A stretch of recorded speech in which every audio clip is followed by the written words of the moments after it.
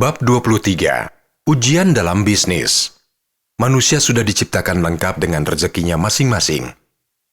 Tidak akan tertukar. Tinggal menjemput dengan ikhtiar dan doa. Cari berkahnya dengan cara yang halal. Rezeki yang disyukuri akan terasa lapang. Rezeki yang dikufuri akan terasa kurang. Pandemi COVID-19 yang terjadi mulai Maret 2020 sangat berdampak pada dunia usaha di Indonesia.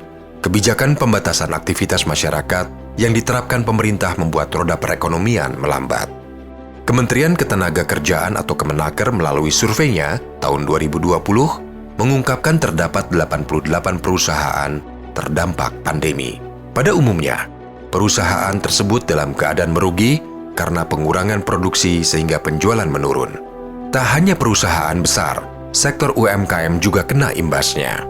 Meski ada sebagian usaha yang memperoleh keuntungan atau the winning, namun jumlahnya tidak sebanyak yang mengalami penurunan atau the losing. Beberapa sektor usaha yang sangat berdampak antara lain transportasi, pariwisata, perhotelan, infrastruktur, dan sebagainya. Sektor perhotelan berdampak cukup besar, termasuk hotel tempat Johnny bekerja. Di masa pandemi, hotel tersebut melakukan pengurangan karyawan besar-besaran agar bisa bertahan. Beberapa karyawan yang dirumahkan termasuk security. Johnny pun menjadi korban PHK. Johnny kemudian berusaha mencari pekerjaan untuk memenuhi kebutuhan rumah tangga. Ia sudah menghubungi kenalan dan kawan-kawannya. Namun tak ada satupun yang membuka lowongan.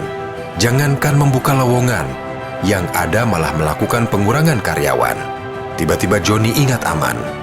Karakter Aman yang suka menolong menjadi alasan Johnny ingin menghubunginya. Barangkali Dewi Fortuna berada di pihaknya. Sejujurnya Johnny segan minta tolong Aman. Hubungan masa lalu mereka begitu kelam. Namun dalam pertemuan terakhir, Johnny sudah minta maaf. Aman pun sudah memaafkannya. Meskipun Aman tak akan pernah melupakan apa yang telah ia lakukan. Dengan membuang seluruh urat malu, Johnny datang ke kantor Soka membawa berkas lamaran. Dia menunggu di luar, mengetahui Aman belum datang. Ia takjub. Aman yang dulu pedagang lapak kaki lima, kini sudah mempunyai kantor di sebuah ruko di kota Bandung. Perusahaannya sudah mapan dengan karyawan cukup banyak.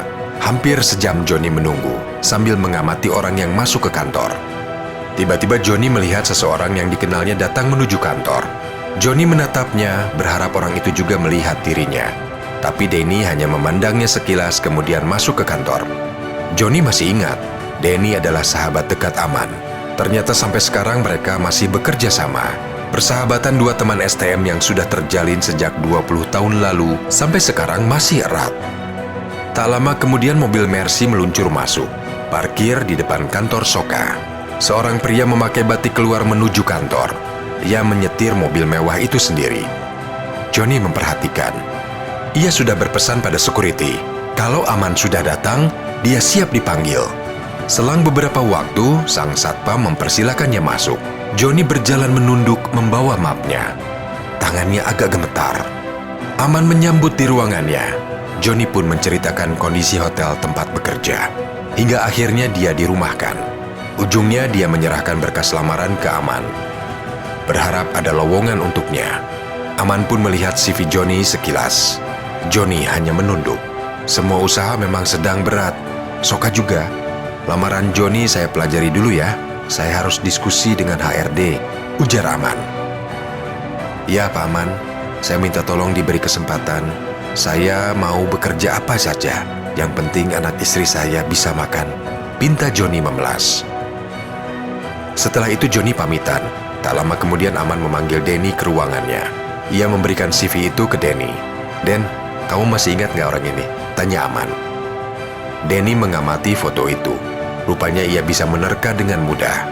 Lalu ia menanyakan angin apa yang membawa Johnny ke Soka. Aman menceritakan kondisi Johnny. Sebaiknya nggak usah diterima. Track recordnya kurang baik. Saya takut akan mengganggu iklim perusahaan yang sudah kondusif. Saran Denny. Ya, makasih masukannya Den. Saya pertimbangkan, ujar Aman. Malam harinya Aman pun menceritakan pertemuannya dengan Johnny kepada Imas. Istrinya masih mengenal Johnny yang menjadi rival suaminya semasa di STM. Namun ternyata Imas mempunyai pandangan yang berbeda dengan Denny.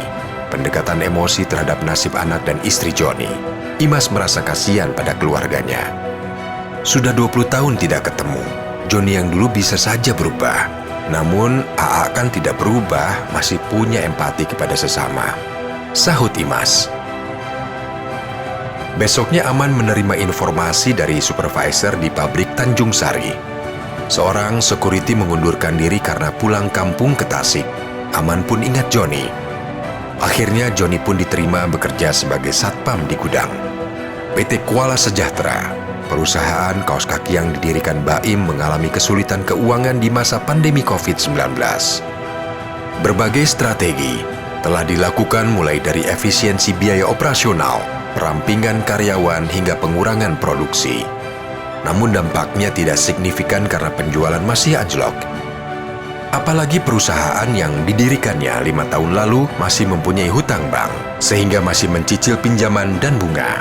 Debt collector silih berganti mulai meneror seperti yang dilakukan penagih hutang pinjol atau pinjaman online. Baim memutar otaknya agar usahanya bertahan.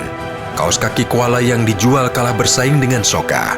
Sebagai follower, Baim selama ini hanya menyontek produk yang meledak di pasaran. Tidak ada produk baru yang diciptakan. Dia hanya melakukan duplikasi atau reverse engineering. Timnya miskin inovasi, sehingga omset usaha pun semakin lama semakin merana. Karyawannya dari puluhan orang kini tinggal belasan saja. Akhirnya Baim tidak sanggup lagi bertahan. Ia menghentikan produksi kaos kaki koala. Dia hanya fokus menghabiskan stok di gudang. Bahkan untuk menutup operasional, kaos kaki koala dijual super murah agar menghasilkan cash flow. Sampai-sampai Baim turun langsung ke bawah untuk menjual stok di lapak-lapak. Baim akhirnya merasakan seperti apa menjadi pedagang kaki lima. Apa yang dilakukan Baim sekarang sudah dilakukan Aman 20 tahun silam. Hasil dari penjualan obral kaos kaki koala cukup lumayan, namun tidak digunakan untuk membayar hutang. Baim ingin memutar uang itu untuk menghasilkan keuntungan.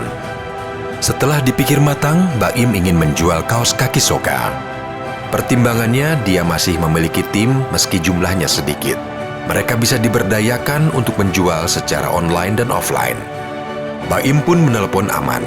Dia menyampaikan niatnya ingin menjadi distributor kaos kaki Soka. Aman kaget. Dia seakan tidak percaya kompetitor mau menjual produknya. Baim menjelaskan Koala saat ini sudah tidak produksi lagi dan hanya menghabiskan stok. Aman pun menyambut baik keinginan Baim menjadi distributor Soka. Apalagi Baim masih punya tim marketing yang bisa diberdayakan. Sesuai SOP, stok dari Soka akan dikirim setelah Baim menyetorkan pembayaran produk di depan. Baim setuju. Dia langsung mentransfer uang senilai 50 juta rupiah.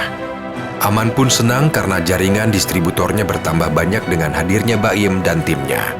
Dalam tempo 2 bulan, Baim mengabarkan stok Soka sudah menipis. Ia minta stok Soka lagi karena penjualannya bagus. Kali ini Baim membayar di depan 100 juta rupiah. Setelah uang diterima, barang pun dikirim Denny ke kantor Baim. Aman berharap kerjasama dengan Baim akan terus berlanjut dan saling menguntungkan. Di saat penjualan Soka mulai bergeliat, kabar buruk datang. Stok barang Soka di pabrik hilang. Jumlahnya cukup besar. Denny pun mengecek gudang. Dia mencurigai Johnny karena waktu kehilangan bertepatan dengan saat Johnny bertugas piket malam. Aman pun minta Denny mengecek CCTV. Setelah dipelajari, didapati bukti keterlibatan Johnny dalam aksi yang dilakukan pencuri yang membawa mobil bak terbuka. Apalagi setelah kejadian tersebut, Johnny tak pernah kembali lagi ke kantor. HP-nya pun sudah tidak aktif. Indikasi ini semakin membuat Denny yakin Johnny sebagai biang kerok pencurian di gudang. Aman sedih. Pada kondisi krisis, ujiannya semakin banyak. Namun ia berusaha menyikapinya dengan positif. Kata teman-teman security, Johnny sedang dibelit hutang pinjol atau pinjaman online dengan bunga yang tinggi. Mungkin itu yang menyebabkan dia nekat mencuri. Cerita Denny. Ya Den, kita selesaikan secara kekeluargaan saja. Nanti kamu sama Pak Dede datang ke rumah Pak Sugianto. Serahkan bukti-bukti itu, ujar Aman. Ia berharap perkara ini bisa diselesaikan dengan kekeluargaan. Tidak perlu diproses di kepolisian. Kemudian Pak Dede dan Denny membawa bukti-bukti yang cukup datang ke rumah Pak Sugianto. Mereka melaporkan ulah Joni yang nekat mencuri stok soka di gudang. Pak Sugianto sangat kaget. Sebagai seorang Wakapolres Bandung, dia malu dengan ulah anaknya. Sudah banyak yang dia lakukan untuk membantu keuangan anaknya. Namun Joni tidak berubah. Tolong dihitung berapa kerugiannya, nanti saya ganti. Tapi bertahap ya, kata Pak Sugianto. Awalnya Pak Dede keberatan jika kerugian diganti secara bertahap. Ia maunya cash keras atau lunas. Namun Pak Sugianto tidak sanggup karena nilainya terlalu besar. Ya sudah, nggak apa-apa. Yang penting setahun lunas. Anggap saja membeli tapi dicicil.